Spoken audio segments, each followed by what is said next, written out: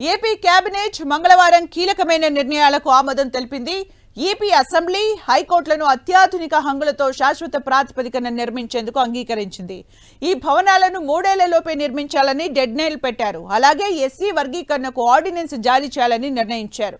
మరిన్ని వివరాలు ఇప్పుడు చూద్దాం.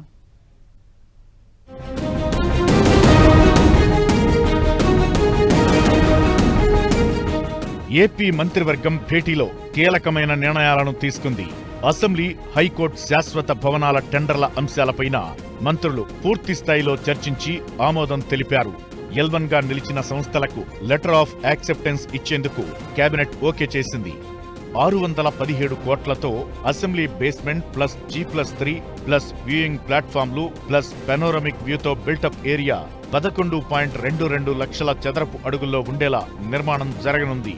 అలానే 786 కోట్లతో హైకోర్టు బేస్మెంట్ ప్లస్ G+7 అంతస్తుల్లో బిల్టప్ ఏరియా 20.32 లక్షల చదరపు అడుగుల్లో 55 మీటర్ల ఎత్తులో నిర్మించేందుకు కూడా కేబినెట్ ఆమోదం తెలిపింది. ఈ నిర్మాణాల టెండర్లకు లోయెస్ట్ బిడ్డర్ గా నిలిచే సంస్థకి LOA ఇచ్చేందుకు నిర్ణయించారు.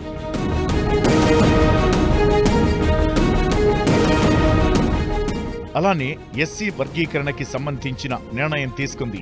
ఆర్డినెన్స్ ఇచ్చేందుకు గ్రీన్ సిగ్నల్ ఇచ్చారు. అలాగే CRDA 46వ అథారిటీ నిర్ణయాలను కూడా మంత్రివర్గం ఆమోదం తెలిపింది. ఉప వర్గీకరణ ఏదైతే ఉందో దాని ఆర్డినెన్స్కి సంబంధించి ఈరోజు కేబినెట్ ఆమోదించడం జరిగిందని చెప్పి మీ ద్వారా ముందుగా తెలియజేసుకుంటూ ఉన్నా. మరి 2-3 రోజుల్లోనే ఆర్డినెన్స్ రావడం, ఆర్డినెన్స్ వచ్చిన వెంటనే మళ్ళీ DSC కూడా నోటిఫికేషన్ కూడా ఇచ్చి 45 రోజుల సమయం ఇచ్చి సాధ్యమైనంత వరకు రేపు విద్యా సంవత్సరానికి ముందే DSC ద్వారా కూడా ఈ వర్గీకరణ ఫలాలు అందించాలనేటువంటి ఆలోచనతో కూడా ఈ ప్రభుత్వం ఉందనే విషయాన్ని కూడా ఈ సందర్భంగా తెలియజేసుకుంటూ ఉన్నాం.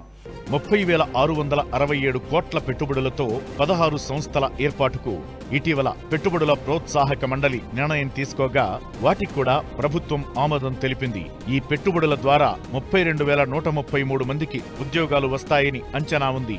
అలాగే state centre for climate and cities వ్యవస్థ ఏర్పాటు చేసేందుకు కూడా ఏపీ మంత్రివర్గం ఆమోదం తెలిపింది.